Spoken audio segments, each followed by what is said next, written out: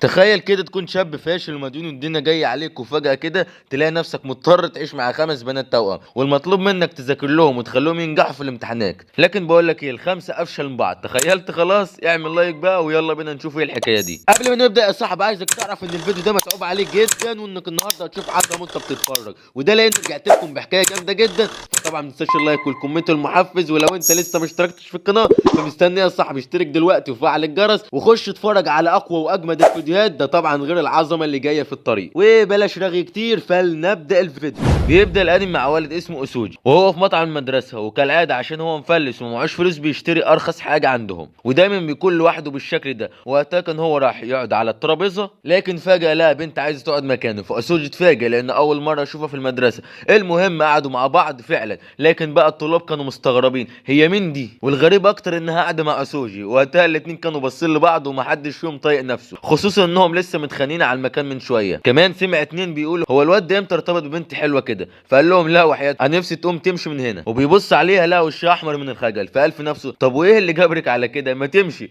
لكن الصدمه بقى لما شاف الاكل اللي هي شاريه، وانصدم انه يعدي ثمن ال1000 ين. فقال البنت دي مشهوره ولا غنيه ولا ايه. وبعد شويه بدأوا ياكلوا هما الاتنين، لكن البنت كانت متضايقه انه بيراجع الاختبار الاخير بتاعه وهو بياكل، واتعصبت لما رد عليها ببرود. فقالت له ما اكيد انت فاشل عشان كده عمال تذاكر حتى على الاكل، وراحت سحبه منه الورقه عشان تشوف هو جايب كام. لكن اتصدمت انه مقفل الامتحان وجايب الدرجه النهائيه. ومن الصدمه اللي كانت فيها اسوجي اتحرك، فالبنت رجعت له الورقه واعتذرت له بسرعه، وقالت له انها مش شاطره كده في الدراسه زيه، عشان كده ايه رايك لو تذاكر لي بعد المدرسه. ولسه البنت ما كملتش كلامها قال لها شكرا ومشي وسابها. فقالت له يا عم انت ايه اللي شكرا، استنى، وعرضت عليك تجيب له اكل كمان بس يوافق. فاسوجي طبعا حب يعصبها اكتر وقال لها لا مش عايز، وحاول انت كمان تقلل اكلك شويه علشان ما ينفعش كده وكمان هتتخني. فالبنت كانت هتموت من الغيظ وقالت له خلاص غور في داهيه، انا اول مره اشوف حد دمه تقيل زيك كده. طبعا هم البنات كده اللي يجيب لهم سيره الوزن بيبقوا عايزين يقتلوه. المهم بعدها راح اسوجي يتكلم مع اخته الصغيره في التليفون، وعرفنا ان اسوجي وعيلته مديونين وعليهم فلوس كتير جدا، وبيحاول هو يلاقي اي شغل عشان يقدر يسدد الفلوس دي.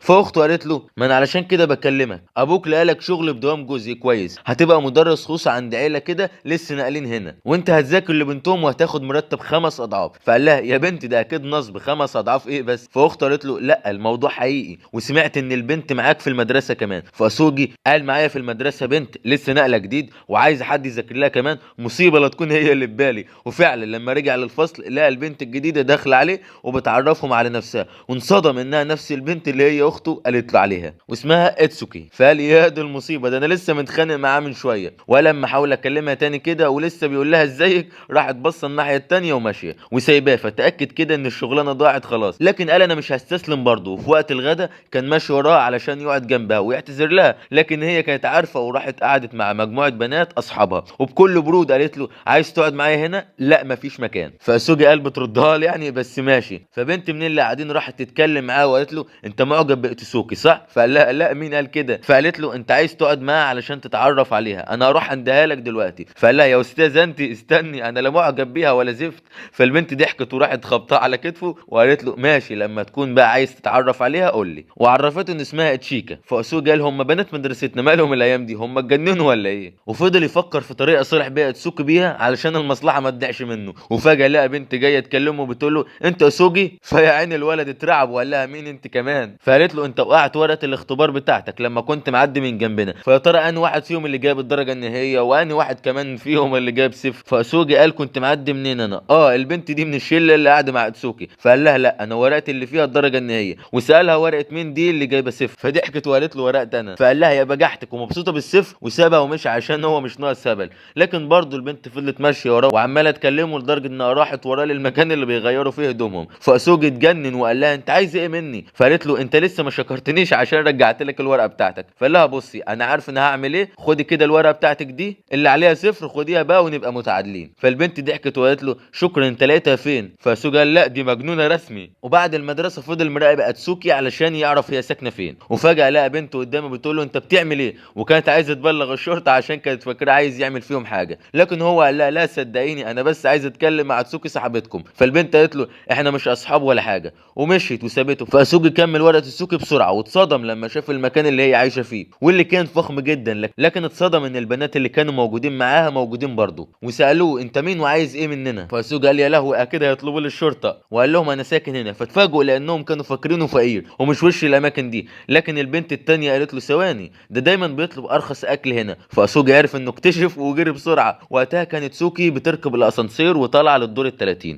فسوق حاول يوصلها بسرعه لكن من غير فايده، فطلع يجري على السلم والحقيقه قبل ما تدخل طبعا. هي اتفاجئت وقالت له يا عم انت عايز مني ايه؟ بقول لك ايه، انت قبل كده قلت انك مش عايز تذاكر لي، ممكن تمشي بقى عشان المدرس بتاعي جاي دلوقتي. فسوجي اخد نفسه وقال لها ايوه ما انا المدرس بتاعك. فالبنت اتصدمت يا عيني وقالت له نعم انا مستحيل اوافق على الموضوع ده. فقال لها هو انا يعني اللي موافق قوي، بس اعمل ايه، مضطر ولازم انا وانت نساعد بعض. فاتسوكي اتوترت كده ونزلت على الارض وقالت ازاي الشخص ده هو المدرس بتاعنا. فسوجي قال لها بتاعنا يعني ايه مش فاهم. فجأة كده لقى الاربع بنات التانيين وصلوا هم كمان. فبطلنا من المفاجأة قال لهم انا مش فاهم انتوا اصحاب وعايشين مع بعض صح؟ فاتسوكي قالت له لا في الواقع احنا 5 اخوات توأم. فاتسوكي قال اهلا 5 توائم، ودخل يشوف هو هيعمل ايه في الورطة دي. لكن اتجنن ان هم سابوه قاعد لوحده تحت ومحدش سأل فيه. فجت بنت منهم اسمها يوتيسوبا اللي هي كانت جايبة 0 في الامتحان، وبدأت تعرفوا على اخواتها الباقيين. لكن هو قال لها ثواني عايزك تكشري كده وتأكد فعلا ان هي شبه اوتسوكي جدا. وفرح يا عم، قالت له انها موافقة انه يذاكر لها ومتحمسة كمان. بعدها خدته لأوضة اخواتها وقالت له انت طبعا عارف اوتسوكي الباقيين بقى، تعالى علشان اعرفك عليهم. ولسه بيخبطوا على اوتسوكي قالت له انسى، انا مستحيل اخلي الشخص ده يذاكر معايا حاجة. فقال لها اه يا بنت المجانين انت مش امبارح طلبت مني اذاكر لك؟ فقالت له ما انا كنت غلطانة، وقفلت الباب في وشه.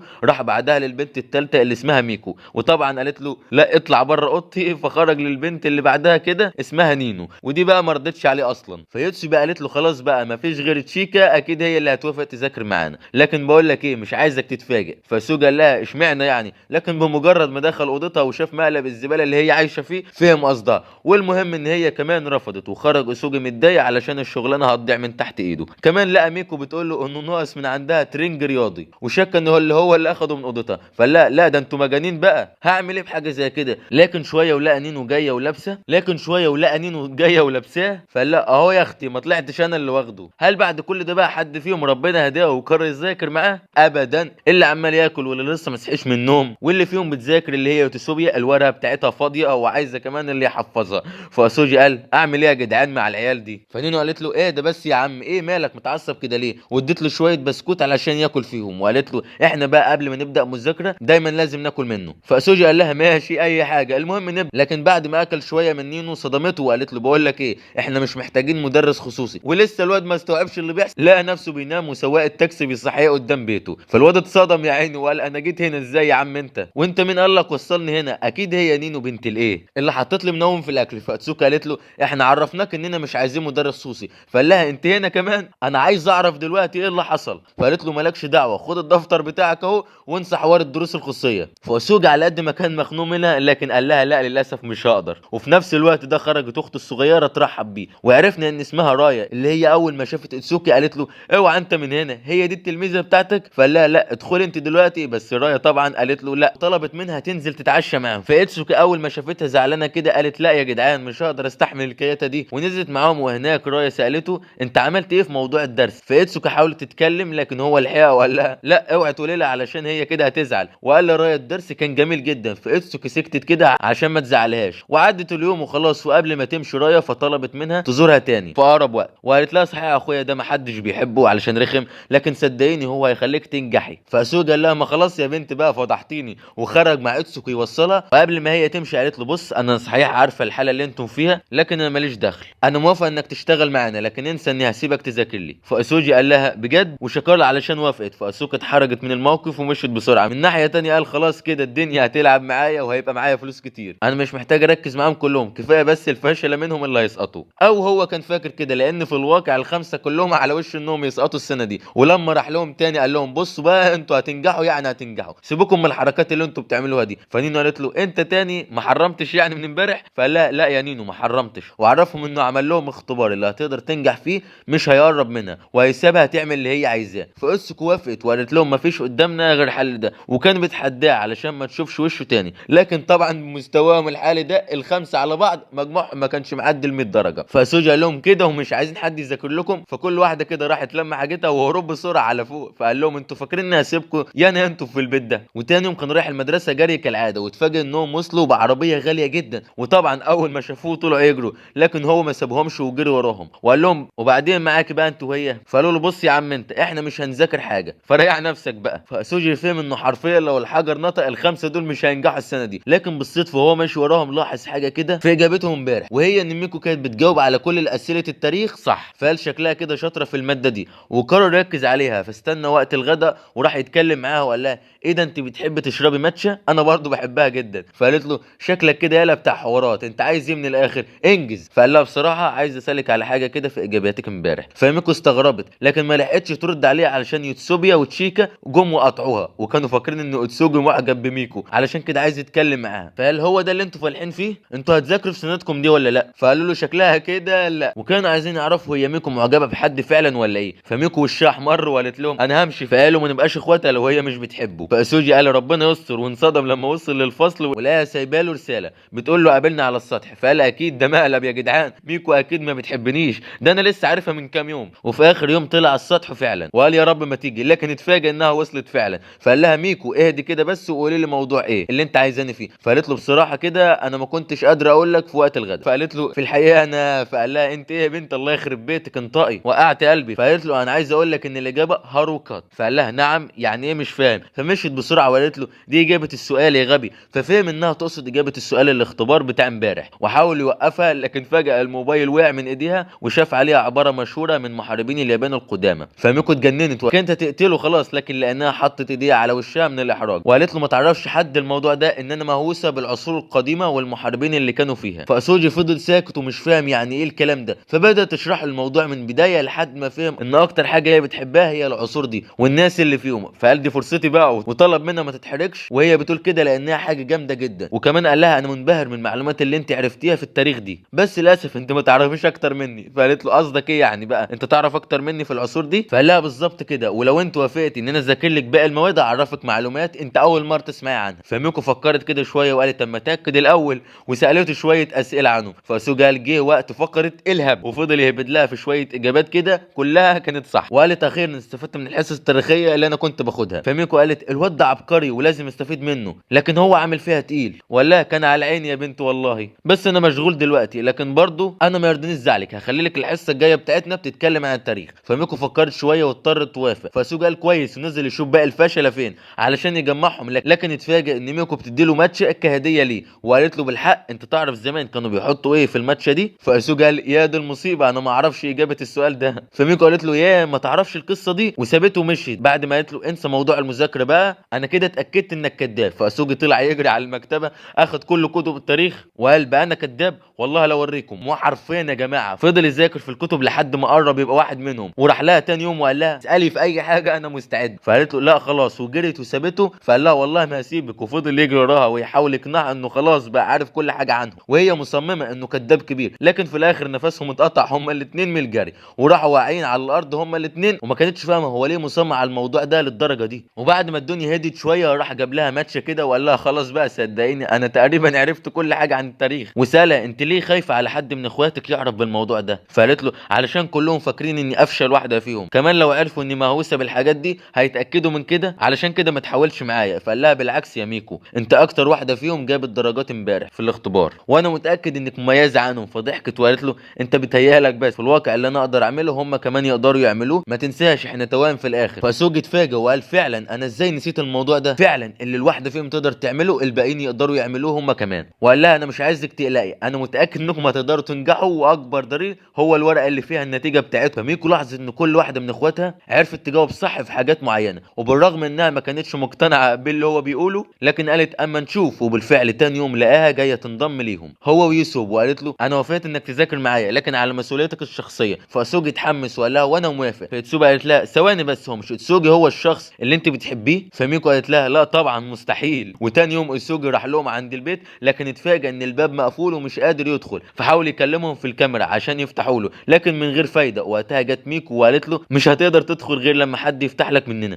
وكالعاده طلع يقول لهم يلا بقى يا جدعان خلونا نذاكر شويه السنه قربت تخلص. وبعد ما اتجمعوا تحت وخلاص كانوا هيبداوا جت نينو وقالت له والله ما يحصل انا ياض مش قلت لك استسلم بقى وما تجيش هنا تاني. فسوجو ما كانش طايقها لكن هيعمل ايه مضطر ياخدها على قد عقلها علشان تنزل معاهم. لكن لما لقاها برضه مش راضيه قال لهم خلاص يا جماعه خلونا نبدا من غيرها. فنينو ضحكت له وقالت له لما نشوف. ونزلت قالت ليتسوبا ان واحده من اصحابها لسه مكلماها وطلبت منها انك تروحي لها بسرعه لان فريق كره السله بتاعهم ناقص واحده، وعلشان هي عارفه يتسوبا بتحب اللعبه دي فاكيد هتروح. وفعلا اسوجي لقاها بتستأذن منه وراحت على هناك بسرعه، فنينو تسكت ابدا وبدات تروح لكل واحده فيهم وتقول لهم على حاجه فيهم فايتاها، لحد ما خلتهم يمشوا كلهم وفضل اسوجي وميكو هم بس اللي في الاخر. فقال كله من الحيوانه اللي اسمها نينو دي هي الوحيده اللي بتكرهني ومش عايزاني اكون هنا. فاجئ ان حتى ميكو عايزه تخليها تنشغل في حاجه بعيد عنه، ولما ما عرفتش كانت خلاص عايزه تقتلها علشان مش راضيه تسمع كلامها، وسالتها انت شكلك معجبه كده بيه زي ما هم بيقولوا. ومن كتر ما كانوا بيتخانقوا اسوجي هو اللي بعدهم عن بعض، فنينو قالت له مالكش دعوه انت. وبعد كده بتقول لها انت عايز تحديني يا ميكو وانا ما عنديش اي مانع، وتحديتها ان كل واحده فيهم تعمل اكله واللي الاكله بتاعتها تعجب اسوجي اللي هي عايزاه هو اللي هيحصل. وطبعا نينو شيطانه واختارت التحدي ده علشان عارفه ان ميكو مش شاطره في الاكل. المهم اسوجي قعد ياكل من الطبقين